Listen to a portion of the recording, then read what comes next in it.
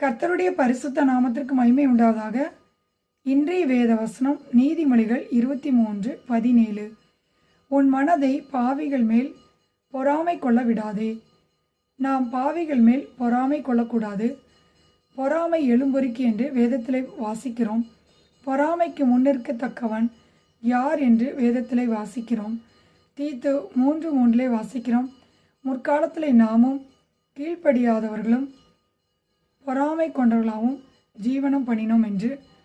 நாம் பாவிகள் மேல் பொறாமை கொள்ளும்போது அவளுடைய ஆத்துமா பாதாளத்தை நோக்கி போகிறது. நம்முடைய வாழ்க்கையிலே, நம்முடைய இருதயத்திலே தேவன் அவருடைய அன்பை ஊற்றியிருக்கிறார். அந்த நம்பிக்கை நம்மை வெட்கப்படுத்துவதில்லை. 1 கொரிந்தியர் 13:4 வாசிக்கிறோம். அன்புக்கு பொறாமை இல்லை என்று.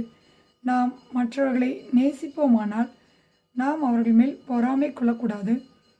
பொறாமைப்படுகிற மனிதர்களுக்கு முன்பாக தேவன் நம்மை உயர்த்துகிறவராக இருக்கிறார்.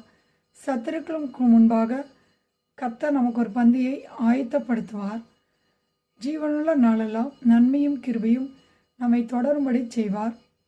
யோசேப்பின் சகோதரர்கள் யோசேப்பின் மீது பொறாமை கொண்டு யோசேப்புக்கு தீமைகளை செய்தனர். யோசேப்பின் வாழ்க்கையில் வந்த தீமைகளை கர்த்தர் நன்மையாக முடிய பண்ணினார். யோசேப்பு தன்னுடைய சகோதரர்களுக்கு, தன்னை பகைத்த சகோதரர்களுக்கு நன்மை செய்யும்படி கர்த்தர் யோசேப்பை தேசத்தில் உயர்த்தினார். ஆம் பிரியமானவர்களே, நம் மீது பொறாமை கொள்கிற மனிதர்கள் புல்லை போல அற்புண்டு, பசும்பொண்டை போல வாடி போவார்கள். நாம் பாவிகள் மேல் பொறாமை கொள்ளாமல் இருக்கும்போது நாம் தேவனால் உயர்த்தப்படுவோம். நம்மை பகைக்கிறவர்களுக்கு நன்மை செய்வோம். நம்முடைய சத்துருக்களை சிநேகிப்போம். நம்மை துன்பப்படுத்துகளுக்காக, நம்மை நிந்திக்கிறவர்களுக்காக ஜெபம் பண்ணுவோம். நமக்கு வருகிற தீமைகளை நன்மையினாலே நாம் வெல்லுவோம். ஆம் பிரியமானவர்களே, நாம் நாள்தோறும் கர்த்தரை பற்றி பயத்தோடு இருப்போம்.